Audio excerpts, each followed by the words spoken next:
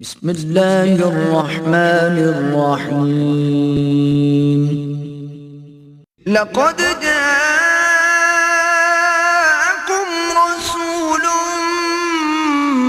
من أنفسكم عزيز عليه ما عنتم حريص عليكم بالمؤمنين رؤوف رحيم.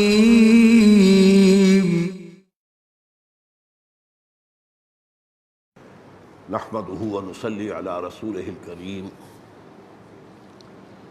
اما بعد فقد قال الله تبارك وتعالى كما ورد في سورة النساء اعوذ بالله من الشيطان الرجيم بسم الله الرحمن الرحيم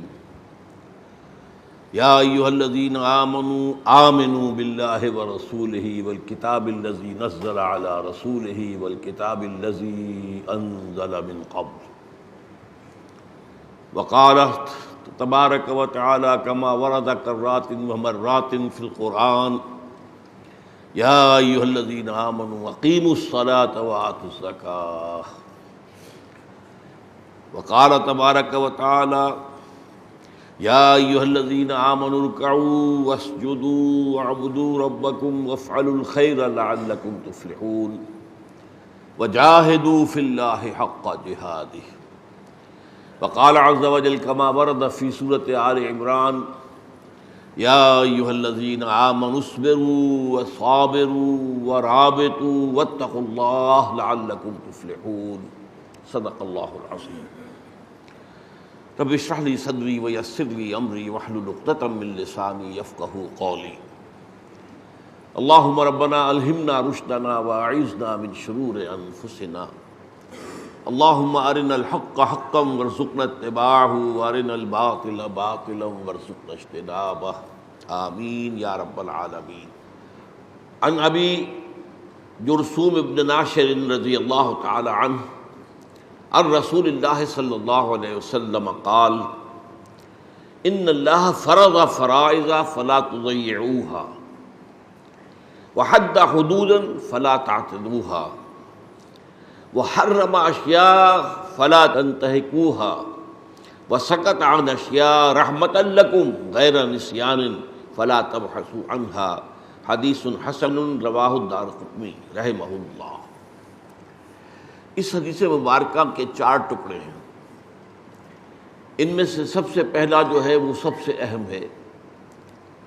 باقی بھی یقیناً اہم ہے، کوئی چیز غیر اہم نہیں ہے، لیکن یہ نسبتاً ہم کہتے ہیں کہ اہم ترین جو ہے پہلا حصہ ہے. اللہ تعالیٰ نے کچھ چیزیں فرض ٹھہرائی ہیں، لہذا انہیں ضائع مت کرو. کچھ حدیں قائم کر دی ہیں، ان سے تجاوز نہ کرو. کچھ چیزوں کو حرام قرار دیا ہے، ان کی بے حرمتی نہ کرو. اور کچھ چیزوں سے سکوت اختیار فرمایا ہے تمہارے لیے رحمت کے لیے، بغیر اس کے کہ اس سے نسیان لاحق ہوا ہو. بس ان چیزوں کے بارے میں بحث مباحثہ نہ کرو، کھود کرید نہ کرو. اس حدیث کے جو 3 ٹکڑے ہیں بعد والے، وہ اصل میں اس مضمون کی احادیث اس سے پہلے بھی ہم پڑھ چکے ہیں. چنانچہ حدیث نمبر 9 کے الفاظ سنا رہا ہوں. یہاں حضور اپنی طرف سے فرما رہے ہیں. اللہ بھی فرض فرماتا ہے چیزیں، اللہ کا رسول بھی فرض کرتا ہے چیزیں. یہ حضرت ابو ہریرہ رضی اللہ تعالی عنہ سے قال سمعت رسول اللہ صلی اللہ علیہ وسلم یقول ما نہیتکم عنہ فاجتنبوہ. دیکھو جس چیز سے میں نے تمہیں روک دیا ہے اس سے اجتناب کرو، بچو. وما امرتکم بہ فافعلوا منہ ما استطعتم. اور جس چیز کا میں نے تمہیں حکم دیا ہے اس پر عمل کرو اپنی امکانی حد تک. فإنما أهلك الذين من قبلكم كثرة مسائلهم واختلافهم على أنبيائهم. اس لیے کہ تم سے پہلے جو امتیں گزری ہیں ان کو نہیں ہلاک کیا مگر اس چیز نے کہ وہ بہت سوالات کرتے تھے اپنے نبیوں سے اور اس پر جرح بھی کرتے تھے، بحث بھی کرتے تھے. اور یہ وہ طرز عمل ہے جس کی وجہ سے وہ ہلاک ہوئی۔ یہاں بھی وہی بات آ رہی ہے کہ جن چیزوں سے در حقیقت اللہ نے سکوت اختیار فرمایا، اس کے رسول نے سکوت اختیار فرمایا، تمہارے لیے بھی یہی صحیح ہے کہ سکوت اختیار کرو اور اس کی کھود کرید میں نہ پڑو۔ اسی طرح کی ایک حدیث، یہ حدیث نمبر 6 ہے، یہ بھی حضرت نعمان بن بشیر سے ہے رضی اللہ تعالی عنہ۔ قال سمعت رسول اللہ صلی اللہ علیہ وسلم یقول ان الحلال بین والحرام بین وبینہما امور مشتبہات لا يعلمهن كثير من الناس فمن اتقى الشبهات فقد استبرأ لدينه وعرضه ومن وقع في الشبهات وقع في الحرام كالراعي يرعى حول الحمى يوشك أن يرتع فيه ألا وإن لكل ملك حما ألا وإن حمى الله محارمه ألا وإن في الجسد مضغة اذا صلحت صلح الجسد كله واذا فسدت فسد الجسد كله الا وهي القلب۔ اس میں اور چیزوں کے علاوہ وہی مضمون آیا ہے۔ حلال شے واضح ہے کہ یہ حلال ہے، بہت سی چیزیں تعین کے ساتھ اور یقین کے ساتھ معلوم ہے کہ وہ حلال ہے، اور حرام بھی بالکل واضح ہیں، جو چیزیں حرام ہیں انہیں بھی واضح کر دیا گیا ہے، اس میں کوئی اخفا نہیں ہے۔ البتہ ان دونوں کے مابین کچھ مشتبہ امور ہو جاتے ہیں کہ پتہ نہیں یہ شے حرام کی طرف ہے یا حلال کی طرف ہے، اور اس کو لوگوں کی اکثریت جانتی نہیں ہے۔ ظاہر بات ہے کہ جو علماء ہیں، جو رسوخ فی العلم رکھتے ہیں، وہ تو اس کے بارے میں حکم لگا سکتے ہیں، اس لیے یہ نہیں فرمایا کہ کوئی نہیں جانتا اس کو، فرمایا کہ لا یعلمہن کثیر من الناس، لوگوں میں سے بہت سے لوگ واقف نہیں ہیں۔ تو اب اس میں حکم دیا فمن اتقى الشبهات فقد استبرأ لدینہ وعرضہ، جو ان مشتبہ چیزوں سے بچ گیا اس نے اپنے دین اور اپنی عزت کو محفوظ کر لیا۔ ومن وقع فی الشبہات وقع فی الحرام، اور جو ان مشتبہ چیزوں کا ملوث ہو گیا تو وہ گناہ میں بھی ملوث ہو جائے گا، حرام میں بھی ملوث ہو جائے گا۔ اور اس کے بعد مثال دی ہے کہ جیسے ہر بادشاہ کی ایک محفوظ چراگاہ ہوتی ہے، اس میں اسی کے جو جانور ہیں، مویشی ہیں، وہ چر سکتے ہیں، رعیت میں سے کسی کے جانور وہاں داخل نہیں ہو سکتے۔ اب اگر کوئی چرواہا جو ہے وہ اپنی بھیڑ بکریوں کے ریوڑ کو اس حما، اس محفوظ چراگاہ کی سرحد تک لے جائے گا تو اندیشہ ہے کہ وہ جو بکریاں یا بھیڑیں ہیں یا اور گائے اور بھینس ہیں، وہ کہیں چھلانگ مار کر اور اس کے اندر داخل ہو جائے، اور جان لو کہ پھر اس کے اندر جو ہے یقیناً اللہ کی طرف سے پکڑ ہو جائے گی۔ تو یہ جو 3 باتیں ہیں، حد حدودا فلا تعتدوها، حرم اشیاء فلا تنتهكوها، وسکت عن اشیاء رحمۃ لکم غیر نسیان فلا تبحثوا عنها، یہ تو ان 2 حدیثوں میں بھی آ چکے ہیں۔ صرف ایک بات نوٹ کر لیجئے، یہاں فرمایا حد حدودا فلا تعتدوها، اللہ نے کچھ حدود قائم کر دیے ہیں، ان سے تجاوز نہ کرو۔ قرآن مجید میں ان حدود اللہ کے بارے میں دوسرا لفظ آتا ہے فلا تقربوها، تلک حدود اللہ فلا تقربوها۔ ایک تو یہ ہے کہ آپ نے وہ جو حد ہے اسے کراس کر لیا اور تجاوز کیا، یہ تو گویا کہ بہت ہی آگے معاملہ بڑھ گیا عصیان میں، معصیت میں، نافرمانی میں۔ اور ایک یہ کہ آپ قریب پہنچ گئے، اس قریب پہنچ جانے میں پھر وہی اندیشہ ہے کہ کہیں آپ جو ہے باقاعدہ حرام کے اندر جو ہے ملوث نہ ہو جائیں، اس لیے فرمایا فلا تقربوها۔ اللہ تعالیٰ نے یہ حدود قائم کیے ہیں، یہ جو احکام صوم ہیں سورۃ البقرہ میں 23ویں رکوع میں، اس میں آیت نمبر 187 ہے تلک حدود اللہ فلا تقربوها، اس کے قریب بھی نہ پھٹکو۔ آپ کے علم میں ہے کہ یہی لفظ استعمال کیا قرآن نے زنا کے بارے میں، تو فرمایا کہ ولا تقربوا الزنا انہ کان فاحشۃ وساء سبیلا، زنا کے قریب تک مت جاؤ، مت پھٹکو اس کے قریب، اس لیے کہ وہ بہت برا راستہ ہے، بڑی گناہ کی بات ہے۔ اب اس میں احادیث میں آتا ہے کہ زنا جو ہے آنکھوں کا بھی زنا ہے، نامحرم خاتون کو دیکھنا، بار بار دیکھنا، ایک دفعہ نگاہ پڑ گئی وہ معاف ہے، وہ تو غیر اختیاری ہے، لیکن اگر آپ نے پھر دوبارہ مڑ کر دیکھا یہ آپ کا اختیاری عمل ہے، اس پر پکڑے جائیں گے۔ یہ آنکھ کا زنا ہے، کانوں کا زنا ہے، نامحرم عورتوں کی آواز سننا۔ ظاہر بات ہے کہ اللہ تعالیٰ نے یہ صنف نازک جو بنائی ہے اور اس میں جو اٹریکشنز رکھی ہیں مردوں کے لیے، اس کی اپنی حکمت ہے۔ اگر یہ نہ ہوتا تو یہ ہمارا سارا تمدن اور تہذیب کا معاملہ چلتا ہی نہ۔ کون شادی کرتا اور کھکھیڑ مول لیتا، کہاں ایک پیٹ پالنا، کہاں 8-10 پیٹ پالنے۔ لیکن یہ تو وہ کہ اتنی اللہ تعالیٰ نے اس کے اندر جو ہے کشش رکھ دی ہے کہ وہ اس کی آواز کے اندر بھی ایک سریلا پن ہوتا ہے۔ تو اسی لیے سورہ احزاب میں حضور کی ازواج مطہرات سے کہا گیا ہے کہ اگر آپ غیر محرم لوگوں سے بات کر رہی ہوں، مطلب یہ کہ چاہے پردے کے پیچھے سے بات کر رہی ہیں، وہ حضور نے کوئی شے منگائی ہے گھر سے جا کے لے آنا، اب آپ نے کہا کہ ذرا وہ شے حضور نے فرمائی ہے دے دیجیے مجھے، تو وہاں بھی فرمایا گیا کہ اے نبی کی اور بیوی ہو فلا تخضعن بالقول، ان کے ساتھ گفتگو میں اپنی آواز میں لوچ مت پیدا کرو، یہ جو نسوانی آواز کا ایک مسئلہ۔ تو یہ گویا کہ کانوں کا زنا ہے۔ ہاتھ کا زنا لمس ہے، چھونا۔ اس کے بعد ظاہر بات ہے کہ جو بھی شرمگاہیں ہیں وہ پھر اس عمل کی تکمیل کرتی، جسے ہم زنا کہتے ہیں، لیکن حدیث نے ان سب کو بھی زنا قرار دیا، زنا العین اور کانوں کا زنا اور ہاتھ کا زنا۔ بہرحال ان تین چیزوں پر تو جیسا کہ میں نے عرض کیا یہ احادیث پہلے بھی آئی ہیں۔ زیادہ جس پر میں زور دینا چاہتا ہوں وہ یہ ہے کہ فرائض کون سے ہیں جو اللہ نے ہمارے اوپر لازم کر دیے، واجب کر دیے۔ اب ان کی فہرست بنائی جائے تو بہت طویل ہو جائے گی۔ جہاں بھی اللہ تعالیٰ کی طرف سے امر کا صیغہ آیا ہے وہ گویا کہ اللہ کی طرف سے اس شے کی فرضیت کا اعلان ہے۔ چنانچہ میں نے چند آیات آپ کو سنائی، یا ایھا الذین آمنوا آمنوا باللہ ورسولہ، اے ایمان کے دعوے دارو ایمان لاؤ اللہ پر، اس کے رسول پر، جیسا کہ اس کا حق ہے۔ پھر آپ کو معلوم ہے ارکان اسلام میں سے دو جو ہیں ان کا تو بار بار ذکر آتا ہے، اقیموا الصلاۃ وآتوا الزکاۃ، نماز قائم کرو اور زکوٰۃ ادا کرو۔ پھر نماز میں سے خاص نماز کا ذکر ہے جس کے لیے ہم جمع ہیں، اذا نودی للصلاۃ من یوم الجمعۃ فاسعوا الی ذکر اللہ وذروا البیع۔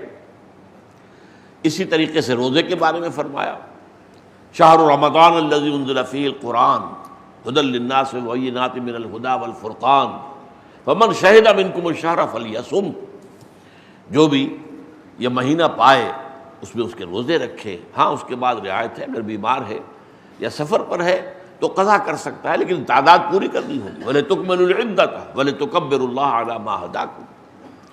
حج کے بارے میں فرمایا، وَلِلَّهِ عَلَى النَّاسِ حِجُّ الْبَيْتِ مَنِ اسْتَطَاعَ إِلَيْهِ سَبِيلًا وَمَنْ كَفَرَ فَإِنَّ اللَّهَ غَنِيٌّ عَنِ الْعَالَمِينَ۔ اللہ کا حق ہے انسانوں پر، اپنے بندوں پر، کہ وہ اس کے گھر کا حج کریں اگر استطاعت رکھتے ہوں سفر۔ لیکن اگر کوئی استطاعت رکھنے کے باوجود نہیں کرے گا تو گویا کہ وہ کفر کا مرتکب ہوگا۔ تو اللہ تعالیٰ کو کوئی پرواہ نہیں ہے ان لوگوں کی کہ جو اس کے احکام کو توڑ رہے ہیں، وہ اللہ کا کچھ بگاڑ نہیں رہے، اپنا بگاڑ رہے ہیں۔ اسی طریقے سے اسلام، فَلَهُ أَسْلِمُوا وَبَشِّرِ الْمُخْبِتِينَ، اس کے سامنے سر تسلیم خم کر دو اور اے نبی بشارت دے دیجئے ان کو جو اپنے آپ کو جھکا دیتے ہیں اللہ کے ساتھ۔ اسی طریقے سے ادخلوا فی السلم کافہ، اسلام میں داخل ہو جاؤ پورے کے پورے، جزوی نہیں، پورے کے پورے، پورا اسلام اپنے اوپر نافذ کرو۔ اسی طرح فرمایا اطیعوا اللہ واطیعوا الرسول واولی الامر منکم، اطاعت کرو اللہ کی اور اطاعت کرو اس کے رسول کی صلی اللہ علیہ وسلم، اور تم میں سے جو صاحب امر ہو ان کی۔ میں تفصیل میں نہیں جا رہا ان آیات کی، میں تو صرف گنوا رہا ہوں۔ اسی طریقے سے فرمایا یا ایھا الذین آمنوا اتقوا اللہ حق تقاتہ، اے اہل ایمان اللہ کا تقوی اختیار کرو جتنا کہ اس کے تقوی کا حق ہے۔ اسی طریقے سے فرمایا فابتغوا عند اللہ الرزق واعبدوہ، رزق مانگو اللہ سے اور اس کی عبادت کرو، اس کی پرستش کرو۔ اسی طریقے سے اے میرے بندو ان ارضی واسعۃ فایایا فاعبدون، میری زمین بہت کشادہ ہے بس میری ہی عبادت کرو۔ اگر کسی ایک جگہ پر ایسا ماحول ہے کہ تم میری عبادت نہیں کر سکتے تو چھوڑ دو اس جگہ پر، میری زمین کشادہ ہے، وہاں سے ہجرت کرو۔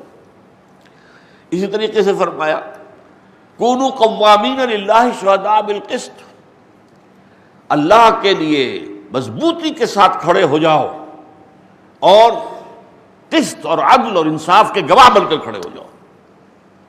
یہی مضمون ذرا الٹی ترتیب کے ساتھ آیا ہے، یہ تو سورہ نساء کی آیت تھی، اور سورہ مائدہ میں فرمایا یا ایھا الذین آمنوا کونوا قوامین بالقسط شہداء للہ، اے ایمان والو عدل اور انصاف کے علمبردار بن کر کھڑے ہو جاؤ اور اللہ کے حق میں گواہی دینے والے بن جاؤ۔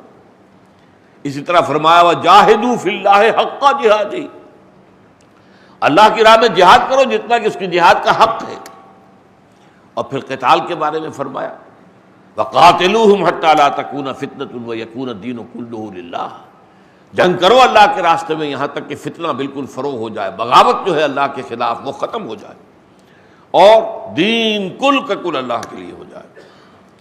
اسی طرح فرمایا، اب وہ بعض جامع آیات بھی ہیں، سورہ حج کی آخری آیت، آخری سے پہلی یا ایھا الذین آمنوا ارکعوا واسجدوا واعبدوا ربکم وافعلوا الخیر لعلکم تفلحون، 4 احکام جمع کر دیے۔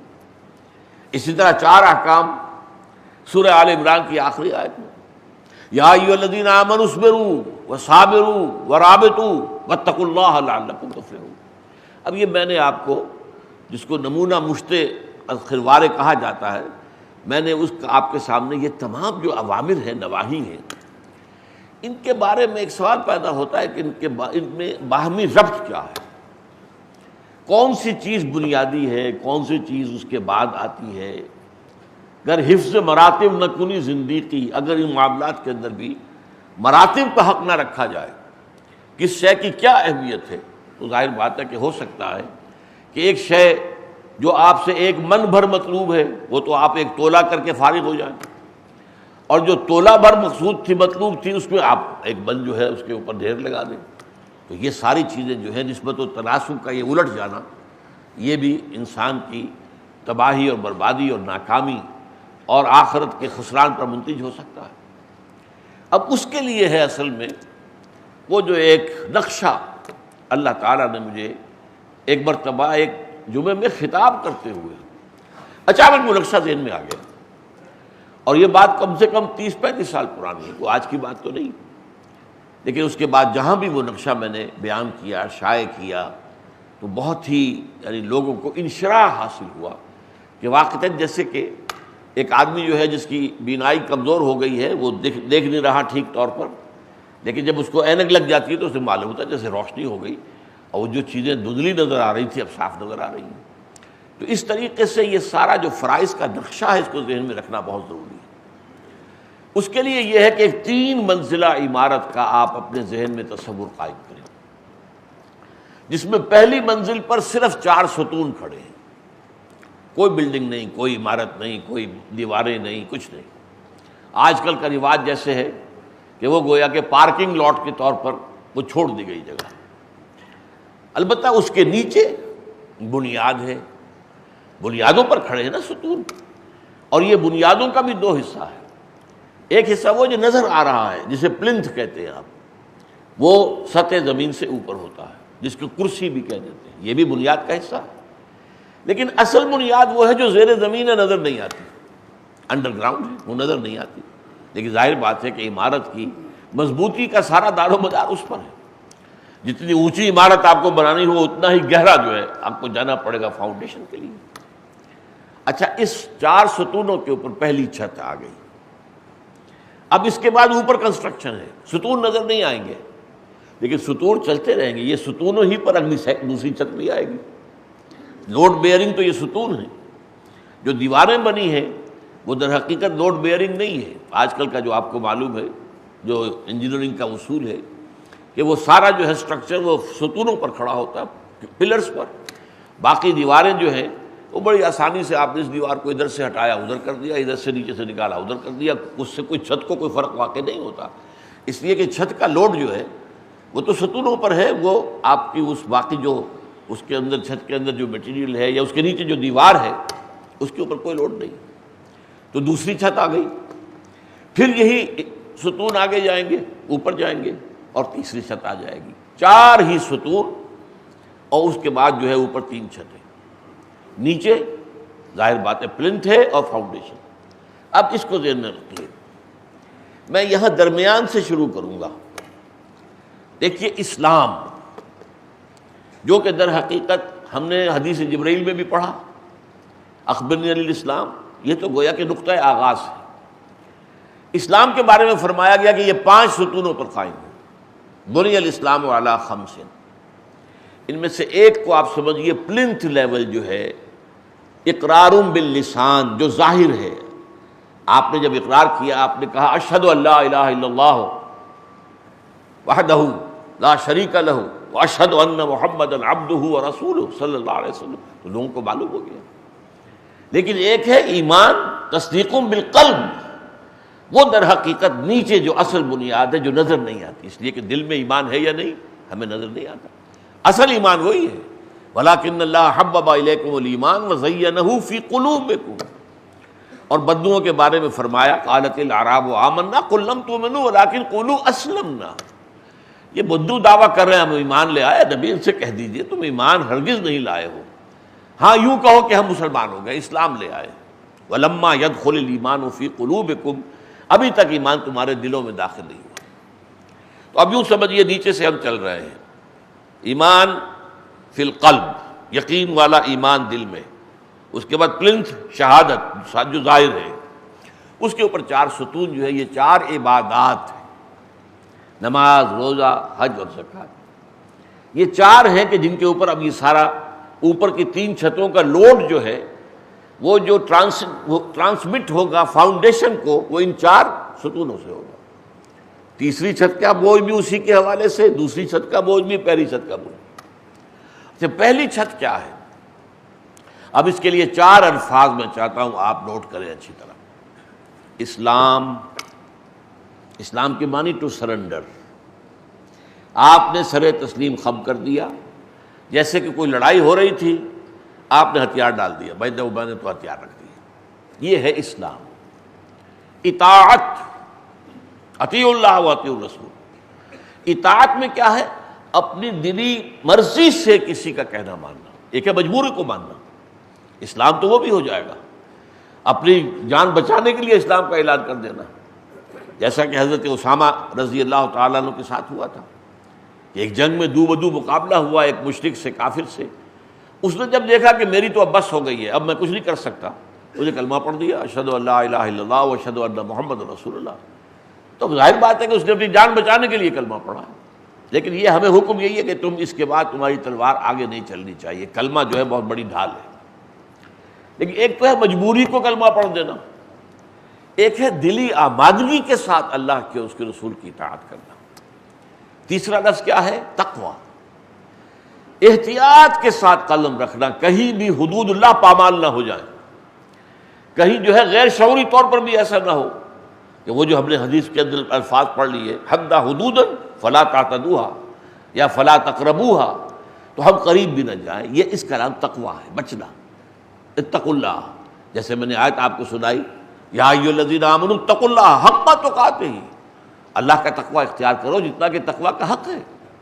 اطاعت کے بارے میں آیت سنائی، اطیعوا اللہ واطیعوا الرسول، تو بے شمار مرتبہ آیا ہے، لیکن یہ سورہ نساء میں اولی الامر منکم بھی شامل کیا گیا۔ نماز روزہ تو آپ کو معلوم ہے کتنی ہی مرتبہ قرآن میں آیا، اقیموا الصلاۃ وآتوا الزکاۃ، اقیموا الصلاۃ وآتوا الزکاۃ، الذین یقیمون الصلاۃ ویؤتون الزکاۃ، یہ چاہے وہ خبریہ انداز میں ہو اور چاہے انشائیہ انداز میں، امر کے ساتھ بے شمار مرتبہ آیا۔ تو اب میں پہلی چھت بیان کر رہا تھا، اسلام یعنی سرنڈر کر دینا، اطاعت دلی آمادگی سے حکم ماننا، تقویٰ پوری احتیاط ملحوظ رکھنا کہ کہیں قدم جو ہے حدود اللہ سے تجاوز نہ کر جائیں، بلکہ کچھ فاصلے پر رہنا، احتیاط کا تقاضا یہ ہے۔ ان سب کو جمع کیجئے تو ایک لفظ بنتا ہے عبادت، ہمہ تن، ہمہ وقت، ہمہ وجوہ، اللہ کی بندگی اور اطاعت، اس کی محبت کے جذبے سے سرشار ہو کر، یعنی اسلام، پھر اطاعت، پھر تقویٰ اور پھر عبادت۔ یہ ہے در حقیقت پہلی چھت کے لیے 4 اصطلاحات۔ بہت قریب قریب ہیں، لیکن یہ کہ چاروں اصطلاحات کو ذہن میں رکھیے. قرآن مجید کی اصطلاحات سے واقفیت جو ہے وہ کلید ہے اس کے مضامین اور اس کے حکمتوں کو سمجھنے اور جاننے کی. اب چلیے، اب اوپر چل رہے ہیں ستون. دوسری چھت میں انہی ستونوں پر قائم ہے. یہ نماز، روزہ، حج اور زکوٰۃ یہ تو ستون ہیں پورے کے پورے دین کے لیے، اور یہ در حقیقت سب سے پہلے تو اسلام کے ستون ہیں کہ عبادت کے لیے یہ عبادات فرض کر دی گئی. عبادت تو ہے ہمہ تن، ہمہ وقت، ہمہ وجوہ، اللہ کی اطاعت، اس کی محبت کے جذبے سے سرشار ہو کر، یہ عبادت ہے. اس عبادت کے لیے یہ ستون ہے، یہ عبادات ہیں. اکثر و بیشتر لوگ عبادت اسی کو سمجھ بیٹھتے ہیں. اس پر تو میں تفصیل سے گفتگو کر چکا ہوں پہلے کہ عبادت جو ہے وہ عبادت ہے ہمہ تن، پوری زندگی میں. وما خلقت الجن والانس الا لیعبدون، میں نے جنوں اور انسانوں کو پیدا نہیں کیا مگر صرف اس لیے کہ میری اطاعت کرے، میری عبادت کرے. تو کیا نماز آپ 24 گھنٹے پڑھتے ہیں؟ کیا روزہ آپ روزانہ رکھتے ہیں؟ اس میں تو ظاہر بات ہے کہ یہ تو عبادات ہیں. یہ جیسے کہ شامیانے کے 4 بانس لگے ہوئے، اس کے اوپر شامیانہ کھڑا ہوا، تو یہ 4 جو ہیں یہ ستون ہیں جن کے اوپر عبادت کی جو ہے چھت پڑی ہوئی. اب اوپر چلیں گے. دوسری چھت جو آئی وہ کیا ہے؟ اب اس کے لیے بھی 4 الفاظ نوٹ کیجیے. تبلیغ، اللہ کے دین کی تبلیغ، اللہ کی کتاب کی تبلیغ. یا ایھا النبی بلغ ما انزل الیک من ربک وَإِن لَمْ تَفْعَلْ فَمَا بَلَّغْتَ رِسَالَتَهُ. دیکھیے انداز کے اندر اللہ تعالیٰ کی طرف سے، اے نبی، اے رسول، یا ایھا الرسول بلغ ما انزل الیک من ربک، جو بھی کچھ چیز آپ پر نازل کی گئی ہے آپ کے رب کی طرف سے اسے پہنچا دیجیے. اس میں کوئی کتمان نہیں کرنا ہے. اس میں سے یہ نہیں کہ خود چوائس کر لیں کہ یہ بات تو پہنچا دوں اور یہ نہ پہنچاؤں. نہیں، بلغ ما انزل الیک من ربک، جو بھی کچھ نازل کیا گیا پہنچا دیجیے. حضور نے وہ آیتیں بھی پہنچائی ہیں جن پر کہ بظاہر الفاظ اللہ تعالیٰ کی طرف سے عتاب ہوا ہے، گرفت ہوئی ہے. یہ آپ نے کیوں کیا؟ آپ کو اللہ تعالیٰ معاف کرے، آپ نے یہ کیوں کیا؟ آپ نے لم تحرم ما احل اللہ لک، کیوں آپ حرام کرتے ہیں اپنے اوپر جو وہ شے جو اللہ نے حلال کی ہے؟ یہ آپ کیوں کر رہے ہیں؟ عبس وتولی ان جاءہ الاعمی، یہ تو تیوری پر بل پڑ گئے ان کی، اور انہوں نے رخ موڑ لیا اس لیے کہ ایک نابینا آیا تھا ان کے پاس. تو اس کے اندر آپ دیکھیں، اس کے لیے پھر کہتے کہ حضور نے خود فرمایا، یہ عبداللہ ابن ام مکتوم کے بارے میں آیا تھا اتنی، وہ نابینا تھے، وہ آئے اور وہ انہیں معلوم نہیں تھا کہ اس وقت جو ہے قریش کے بڑے بڑے سردار بیٹھے ہوئے حضور کے پاس. حضور انہیں تبلیغ کر رہے ہیں. وہ اپنی ذاتی منفعت کے لیے تو نہیں کر رہے، وہ مسلمانوں ہی کی بھلائی کے لیے. اگر یہ بڑے لوگ ایمان لے آئے تو جو ستائے جا رہے ہیں بیچارے مسلمان، غریب، غلام، نوجوان، ان کو کچھ نہ کچھ ریلیف ملے گا کہ بڑے لوگ جو آ گئے، جیسے حضرت عمر آئے، حضرت حمزہ آئے، تو کچھ نہ کچھ ریلیف تو ملا. لیکن ان کو کیا پتا تھا ابن ام مکتوم کا؟ وہ بار بار حضور کو اپنی طرف متوجہ کر رہے ہیں، حضور ان سے گفتگو کر رہے ہیں. تو ناگواری کا احساس ہو گیا جس سے ماتھے پر بل پڑ گئے. عبس وتولی، اور رخ آپ نے پھیر لیا. ان جاءہ الاعمی وما یدریک لعلہ یزکی، آپ کو کیا معلوم شاید کہ وہ تزکیہ حاصل کرتا ہے آپ کی گفتگو سے، جو آیا تھا طالب بن کر. اور یذکر فتنفعہ الذکریٰ، یا وہ ذکر حاصل کر لیتا، یاد دہانی، اور اس سے ذکر جو ہے نفع پہنچاتا. اما من استغنی فانت لہ تصدی، جو آپ سے استغنا برت رہے ہیں، آپ کی بات نہیں سن رہے، بے پرواہی کر رہے ہیں، آپ ان کے پیچھے پڑے ہوئے ہیں. واما من جاءک یسعی وہو یخشی فانت عنہ تلہی، اور جو خود آپ کے پاس آیا ہے چل کر اور اس کے دل میں اللہ کی خشیت بھی ہے، اس کی طرف سے آپ بے اعتنائی برت رہے ہیں. یہ چیزیں بھی اللہ کے رسول نے پہنچا دی.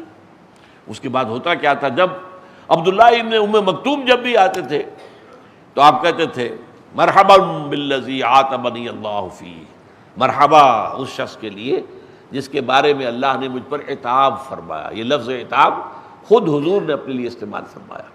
بہرحال یہ ہے تبلیغ. دوسرا لفظ دعوت. تبلیغ میں نے جیسے ان چیزوں کا میں آپ کے سامنے ربط ظاہر کر رہا ہوں، تبلیغ میں آپ خود پہنچ کر کہیں اور بات پہنچاتے ہیں. یو ریچ آؤٹ، جس کو آپ انگریزی میں کہتے ہیں، ریچ آؤٹ ٹو ادرس، کہ تاکہ آپ کنوے کریں میسج اللہ کا. دعوت میں اسے کھینچ کر لاتے ہیں اللہ کی طرف. تو یہ در حقیقت ایک ہی عمل کے 2 پہلو ہو گئے. تبلیغ بات کا پہنچانا، دعوت کسی کو بلانا اور کھینچنا۔ پھر اسی میں آتا ہے امر بالمعروف اور نہی عن المنکر، بھلائی کا حکم دینا، بدی سے روکنا، اور یہ ہر سطح پر۔ البتہ نہی عن المنکر وہیں ہوگا جہاں آپ کو اختیار حاصل، وہ اختیار آپ کو گھر میں حاصل ہے، آپ ہیڈ آف دی فیملی ہیں، آپ کا بچہ نماز نہیں پڑھ رہا آپ اسے مار سکتے ہیں، لیکن آپ پڑوسی کے بچے کو نہیں مار سکتے اگر وہ نماز نہیں پڑھ رہا۔ تو یہ ہو در حقیقت، ہاں نیکی کی تلقین ہر وقت ہو سکتی ہے، ہر وقت کی جا سکتی ہے۔ زیادہ سے زیادہ یہی ہوگا کہ کوئی آپ کو جھڑک دے گا، بھیا کہاں آئے ہو تم مجھے ہدایت کرنے کے لیے، لیکن یہ کہ اس کو امر بالمعروف جو ہے وہ تو ہمیشہ کرنا ہے۔ نہی عن المنکر خاص طور پر بڑے پیمانے پر اس وقت ہوگا جب اسلامی حکومت قائم ہو جائے گی، تو حکومت کا فرض ہوگا۔ الذین ان مکناہم فی الارض اقاموا الصلاۃ وآتوا الزکاۃ وامروا بالمعروف ونہوا عن المنکر، وہ لوگ کہ جنہیں ہم اگر زمین میں اقتدار عطا فرما دیں، قوت عطا فرما دیں، تو وہ نماز قائم کریں گے، زکوٰۃ ادا کریں گے، اور نیکی کا حکم دیں گے، بدی سے روکیں گے۔ اب وہاں پر طاقت کے ساتھ ہوگا، یہ نہی عن المنکر جو ہے وہ قوت کے ساتھ۔ بہرحال اس حوالے سے اب ان تمام الفاظ کو جمع کریں گے تو ایک لفظ بنے گا شہادت علی الناس۔ یہ سارے کام، دعوت، تبلیغ، امر بالمعروف، نہی عن المنکر، یہ امر بالمعروف نہی عن المنکر ایک ہی اصطلاح ہے، یہ دو نہیں ہے، یہ تو ایک ہی گاڑی کے دو پہیے، نیکی کا حکم، بدی سے روکنا۔ چنانچہ قرآن مجید میں 10 مرتبہ یہ اسی طریقے سے جڑے ہوئے آئے، تفصیل میں جانے کا موقع نہیں ہے، اس لیے میں نے 3 گنا ہے: تبلیغ، دعوت، امر بالمعروف، نہی عن المنکر۔ یہ انفرادی سطح پر بھی کرنا ہے اور اجتماعی سطح پر کرنا ہے، اور اس کا مقصد کیا ہے؟ تاکہ لوگوں پر اللہ کی طرف سے حجت قائم ہو جائے کہ وہ قیامت کے دن یہ پلی نہ لے سکیں کہ اللہ ہمیں تو تیرا پیغام کسی نے پہنچایا ہی نہیں، ہم سے مواخذہ کیسا، ہم سے محاسبہ کس بات کا۔ لیکن یہ فرض ہوتا ہے انبیاء کا، رسولوں کا، وہ کس لیے بھیجے جاتے ہیں؟ تاکہ لوگوں پر حجت قائم کر دیں۔ رسلا مبشرین و منذرین لئلا یکون علی الناس علی اللہ حجت بعد الرسل وکان اللہ عزیزا حکیما۔ ہم نے اپنے رسولوں کو بھیجا ہے مبشر بنا کر، بشارت دینے والے، جو سیدھے راستے پر آ جائیں ان کے لیے بشارت ہے، روح و ریحان و جنات النعیم، اور خبردار کرنے والے، ڈرانے والے جہنم سے، اگر غلط راستے پر چلو گے جہنم میں جھونک دیے جاؤ گے۔ لئلا یکون للناس علی اللہ حجت بعد الرسل، کہ رسولوں کے بعد لوگوں کے پاس کوئی حجت، دلیل باقی نہ رہے، کوئی عذر باقی نہ رہے اپنی غلط روی کا، اپنے کفر کا، بعد الرسل، رسولوں کے بعد، رسولوں کے آنے کے بعد۔ تو یہ ہے در حقیقت یہ مقصد بحیثیت مجموعی امت کو پورا کرنا ہے، پوری نوع انسانی پر۔ اور امت چونکہ اس میں کوتاہی کی ہے اس نے صدیوں سے، لہذا اللہ کی ایک سزا کی گرفت میں ہے۔ میری ایک کتاب ہے سابقہ اور موجودہ مسلمان امتوں کا ماضی، حال اور مستقبل۔ سابقہ امت مسلمہ یہود، ان کے بارے میں ہمیں معلوم ہے کیسے کیسے عذاب ان پر آئے، اللہ کے کیوں آئے۔ حالانکہ 2 دفعہ تو صرف سورہ بقرہ میں کہا گیا ہے کہ انی فضلتکم علی العالمین، یا بنی اسرائیل اذکروا نعمتی التی انعمت علیکم وانی فضلتکم علی العالمین۔ اے بنی اسرائیل، یاد کرو میرے انعام و احسان کو جو تم پر ہوا، اور میں نے تو تمہیں تمام جہان والوں پر فضیلت دی تھی، لیکن تمہارے کرتوت یہ تھے، تم نے پھر یہ کیا ہے، تم نے جو ہے ہماری کتاب کو اپنی پیٹھ کے پیچھے ڈال دیا ہے۔ نبذ فریق من الذین اوتوا الکتاب کتاب اللہ وراء ظہورہم، اب اس کی سزا ہے۔ کبھی اسیرینز کے ہاتھوں ان کی جو ہے وہ قتل عام ہوا، میسیکرز ہوئے ہیں، کبھی نیبوکڈ نظر کے ہاتھوں جو بیبیلونیا کا، عراق کا بادشاہ تھا، کبھی یونانیوں کے ہاتھوں اسکندر اور اس کا جو سپہ سالار تھا سلیوکس، کبھی یونانی، کبھی پھر اس کے بعد رومیوں کے ہاتھوں سیزر اور اس کے تمام جو جانشین تھے، کبھی اس کے بعد آپ کو معلوم ہے پچھلی صدی میں جرمنوں کے ہاتھوں۔ تو یہ عذاب کیوں آئے؟ اسی لیے کہ انہوں نے بحیثیت امت مسلمہ اپنا فرض انجام نہیں دیا۔ نیکوکار تو ہوں گے کچھ نہ کچھ ان میں یقیناً، وہ تو خود قرآن مجید جو ہے حضور کے زمانے کے یہودیوں کے بارے میں بھی فرماتا ہے کہ لیسو سوا، یہ سب برابر نہیں ہے، ان میں کچھ ایسے لوگ بھی ہیں جو راتوں کو کھڑے رہتے ہیں اللہ تعالیٰ کے حضور میں، ان میں ایسے لوگ بھی ہیں کہ اگر ان کے پاس ڈھیروں سونا رکھوا دو تو یہ خیانت نہیں کریں گے، تمہیں جو کا تم واپس کر دیں گے، لیکن ان میں پھر ایسے بھی ہیں کہ 1 دینار بھی رکھوا دو گے تو واپس نہیں کریں گے، الا ما دمت علیہ قائما، جب کسی قوم کی اکثریت اس طرح کی ہو جائے تو پھر عذاب آتا ہے. پھر اس عذاب کے اندر جیسے آپ کہتے ہیں کہ گیہوں کے ساتھ گھن بھی پستا ہے، پھر وہ لوگ جو ہیں ان میں سے صرف وہ بچائے جاتے ہیں جو امر بالمعروف اور نہی عن المنکر کرتے رہے. اگر روکتے رہے اپنی امکانی حد تک اللہ انہیں بچا لے گا، خود رکے رہے اور دوسروں کو روکتے رہے. البتہ جو لوگ صرف رکے خود دوسروں کو نہیں روکا، وہ عذاب کے اندر ساتھ ہی وہ گھن کی طرح پس جائے. واتقوا فتنة لا تصيبن الذين ظلموا منكم خاصة، ڈرو اس عذاب الہی سے جو تم میں سے صرف ان کو اپنی لپیٹ میں نہیں لے گا کہ جنہوں نے جرائم کیے یا گناہ کیے، بلکہ وہ بے گناہ بھی جو خاموش رہے، جنہوں نے تبلیغ نہیں کی، جنہوں نے دعوت نہیں دی، جنہوں نے روکا نہیں اپنی حد امکان تک، ظاہر بات ہے وہ بھی مجرم شمار ہوں گے.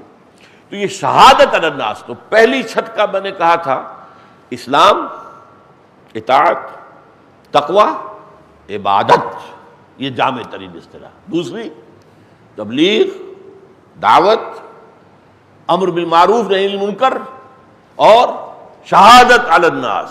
اب آیا تیسری منزل، اب جگر تھام کے بیٹھو میری باری آئی، سب سے مشکل مقام. اس دین کو قائم کرنے کی جد و جہد، ایک نظام ہے یہ صرف کوئی عقیدہ نہیں ہے، نرا عقیدہ، جیسے عیسائیت نرا عقیدہ اور کچھ نہیں اس میں، شریعت بھی نہیں ہے، نہ کوئی شے حلال ہے نہ کوئی شے حرام ہے، کچھ بھی نہیں. حضرت عیسیٰ یہ کہہ کر گئے تھے کہ شریعت موسیٰ تم پر لاگو رہے گی، سینٹ پال نے اس کو ایبروگیٹ کر دیا، نہیں شریعت ہم پر نہیں ہے، بات ختم، اب شریعت ہی نہیں. ایک ایسا مذہب ہے جس میں کہ شریعت ہی نہیں. بہرحال وہ مذہب ہے، عقیدہ تو ہے، حضرت مسیح کو خدا کا بیٹا مان لو، اپنے دل کے اندر اس کے اوپر یقین کر لو، بس تمہارے اگلے پچھلے سارے گناہ معاف.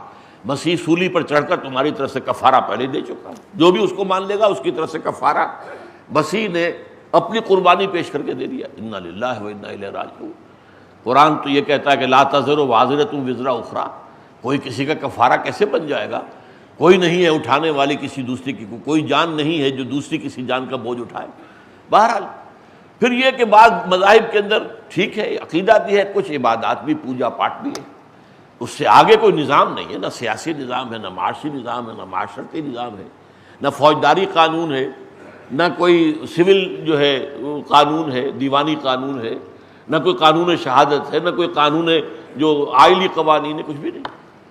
اسلام وہ نہیں ہے. اسلام میں عقائد ہیں، ایمانیات، عبادات ہیں، نماز، روزہ، حج، زکوٰۃ، اور پھر اس میں کچھ رسومات بھی ہیں. بچہ پیدا ہوگا تو کیا کریں گے؟ عقیقہ کرائیں گے نا. اسی طریقے سے کوئی فوت ہوگا تو کیا کریں گے؟ جلائیں گے تو نہیں، اس کو تجہیز و تکفین کریں گے اور اس کی نماز جنازہ پڑھیں گے. یہ رسومات ہیں. اس کے بعد اس کا ایک سیاسی نظام ہے، اللہ کی حاکمیت، اللہ کا قانون بالا تر، لتکون کلمۃ اللہ ہی العلیٰ، تاکہ اللہ کی بات ہی سب سے اونچی ہو جائے. اس کے لیے جان جوکھوں کا کام ہے. یہ چوٹی ہے، یہ بلند ترین منزل ہے.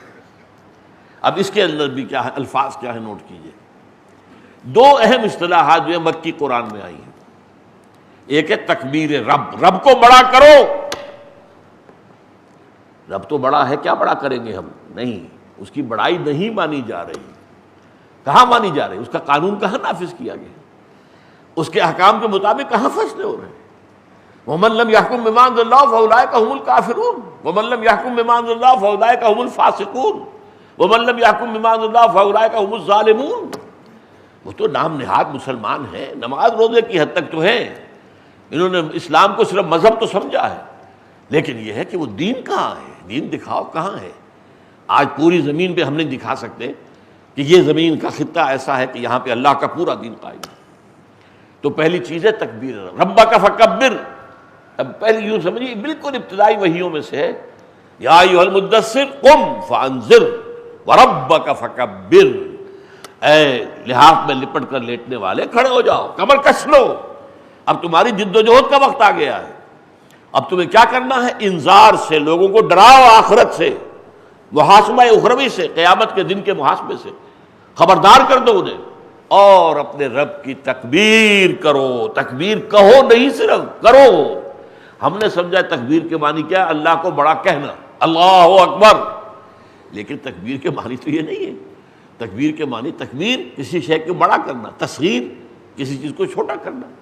کتاب سے اس میں تصغیر بنتا کتابچہ، کتابچہ بن گیا، کتابچہ وہ چھوٹا ہو گیا، تصغیر ہے تو تکبیر بڑا بنانا، تو یعنی مطلب یہ کہ اس کی بڑائی مانی جائے، نافذ ہو جائے، یہ ہے ربک فکبر۔ اور آپ کو معلوم ہے سورہ بنی اسرائیل ختم ہوتی کبر ہو تکبیرا، اسے اس طرح بڑا بناؤ جیسے کہ اس کے بڑے ہونے کا حق ہے۔ دوسری اصطلاح ہے اقامت الدین، ان اقیموا الدین ولا تتفرقوا فیہ، دین کو قائم کرو، دین میں جھگڑا مت ڈالو۔ ہاں مذہب کی سطح پر اختلاف ہو جائے کوئی حرج نہیں، نماز میں ہاتھ یہاں بندھیں گے یا یہاں بندھیں گے یا کھول دیں گے، کوئی اعتراض نہیں، کر لو، جیسے بھی روایات آپ کو مضبوط معلوم ہو کر لو۔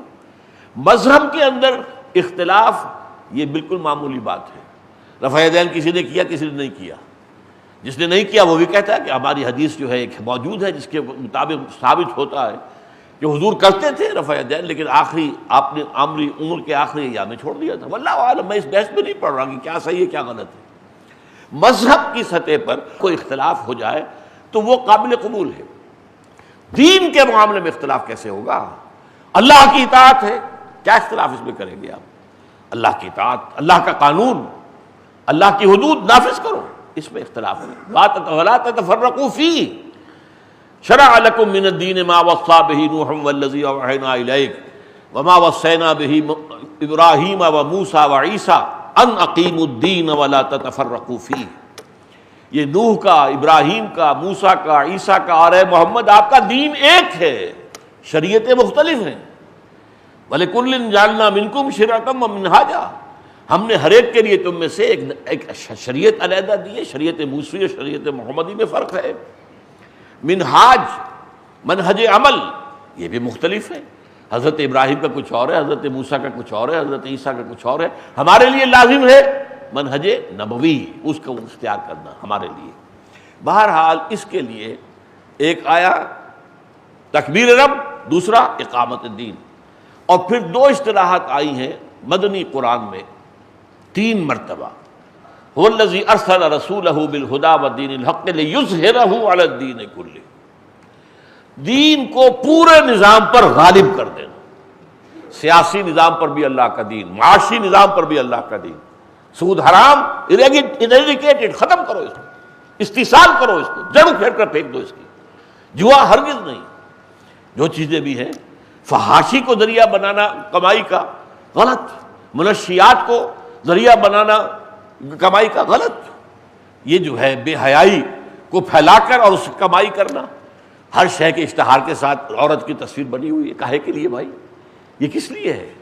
اخبارات جو ہیں شائع ہو رہے ہیں پوری دنیا میں، سوائے میرے علم کی حد تک ترکی اور پاکستان کے، کہیں بھی روزانہ اخبار جو ہوتے ہیں ان میں کبھی کلر پکچرز نہیں آتے۔ جو ڈیلی نیوز پیپر خرید رہا ہے وہ تو خرید رہا ہے اخبار کے لیے، خبروں کے لیے، وہاں خامخواہ جو ہے یہ موسم گرما کا انداز ہے اور یہ موسم سرما کا انداز ہے اور یہ بہار کے انداز ہے اور یہ فلاں کے انداز ہے، اور تصویر ہو، یہ تمام چیزیں جو ہے اس نظام جو ہے معیشت کا اس کو نافذ کرو، تمام قوانین اللہ کے نافذ کرو۔ اس کے لیے یہ ہے لیظہرہ علی الدین کلہ، تاکہ غالب کرے۔ اور ایک اور جامع ترین اصطلاح ہے، یہ سورہ انفال میں آئی ہے، یہ تو 3 دفعہ ہے، آپ کو معلوم ہے، بارہا میں نے بتایا آپ کو، یہ آیت جو ہے حضور کے لیے خاص طور پر جو ہے هو الذی ارسل رسولہ بالہدی ودین الحق لیظہرہ علی الدین کلہ، 3 دفعہ آئی ہے، 3 دفعہ۔ البتہ یہ ہے کہ ایک ہے قتال کی آیت، یہ سب سے چوٹی کی بات ہے، جہاد کی چوٹی قتال ہے، یہ ہم پڑھ چکے ہیں، ضربۃ سنام منہ الجہاد فی سبیل اللہ، قتال جو ہے، فرمایا وقاتلوہم حتی لا تکون فتنۃ ویکون الدین کلہ للہ، اب ان سے مشرکین سے، کفار سے جنگ کرو اور جنگ جاری رکھو جہاں تک کہ فساد اور فتنہ اور بغاوت فروغ ہو جائے، بالکل اللہ کے خلاف بغاوت چلا جائے، یہ فروغ ہو جائے اور دین نظام پورا کا پورا اللہ کے حکم کے تابع ہو جائے۔ یہ ہے آخری منزل۔ تو 3 منزلوں میں سے اب ایک بات صرف نوٹ کر لیجئے، سب سے اہم پہلی منزل ہے، سب سے بلند تیسری منزل ہے۔ اہم کیوں ہے پہلی منزل؟ اس لیے کہ پہلی ہوگی تو دوسری بنے گی، دوسری ہوگی تو تیسری بنے گی، لیکن بلند ترین اقامت دین، تکبیر رب، لتکون کلمۃ اللہ العلیٰ، لِيُظْهِرَهُ عَلَى الدِّينِ كُلِّهِ وَيَكُونَ الدِّينُ كُلُّهُ لِلَّهِ. یہ اصطلاحات ہیں. اللہ تعالیٰ یہ جو 4 لیول ہو گئے، سب سے نیچے یا ایھا الذین آمنوا آمنوا باللہ ورسولہ، پہلا یہ ہو گیا ایمان لاؤ حقیقی معنی میں، دوسرا وہ اسلام، تیسرے دعوت و تبلیغ، چوتھے اقامت الدین، درمیان میں 4 ستون. اللہ تعالی ہمیں دین کا صحیح فہم اور اس کے مختلف اجزاء کا جو باہمی ربط اور تعلق ہے اس کو سمجھنے کی توفیق عطا فرمائے اور اس کے مطابق اپنے فرائض ادا کرنے کی توفیق عطا فرمائے. بارک اللہ لی و لکم فی القرآن العظیم ونفعنی و ایاکم بالآیات والذکر الحکیم.